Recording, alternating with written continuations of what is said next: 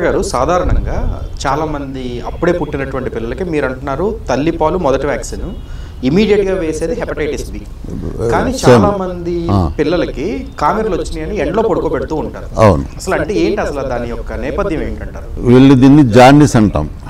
Jaundice అంటే బేబీకి pathological jaundice, physiological jaundice. అంటే ఫిజియలాజికల్ అంటే నార్మల్ జాండీస్ లేదా తల్లి గ్రూపు బేబీ గ్రూపు కనుక పడకపోతే ఇన్కంపాక్టబిలిటీ తోటి వస్తాయి. జనరల్గా మనకు 90 మంది అంటే 100లో 90 మందికి జాండీస్ వచ్చే అవకాశం ఉంటుంది.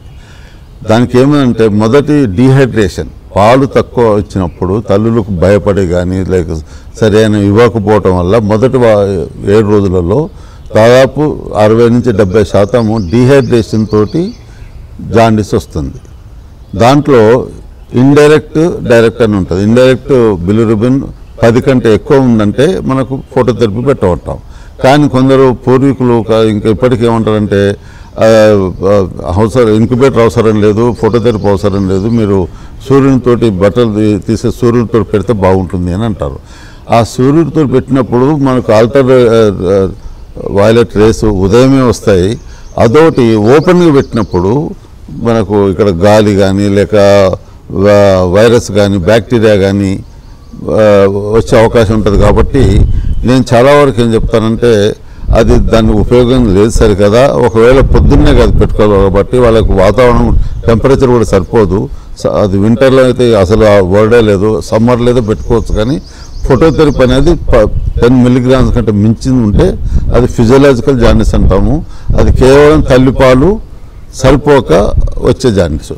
ఇక రెండో జాండీస్ ఏంటంటే ఏబిఓ ఇన్కంపాక్టబిలిటీ. అంటే తల్లికి ఓ గ్రూప్ ఉండి బేబీకి ఏ కానీ బి కానీ ఉంటే ఇన్కంపాక్టబిలిటీ ఉంటుంది. దాంట్లో కూడా 15, 20, 22 దాటిందంటే అది కెనెరిక్టికస్ అంటే దానికి మెదడు మీద దాని ప్రభావం చూపిస్తుంది. కాబట్టి జాండీస్ని 20 దాటకుండా చూసుకొని సాధ్యంత వరకు తల్లిపాలతోటైనా సరే లేక ఇన్కంపాక్టబిలిటీ ఉన్నా సరే దాన్ని ఇస్తాం. ఇంకా మూడోది ప్రమాదకరం ఏంటంటే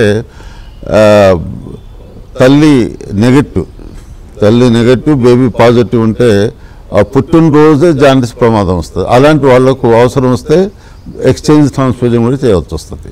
అది కనుక మనం అశ్రద్ధ తీసుకుంటే కెనెరిక్టికస్ అనేది మనకు మెదడు మీద వాళ్ళు ఫ్యూచర్లో వాళ్ళ డెవలప్మెంట్ డిలే ఉంటుంది.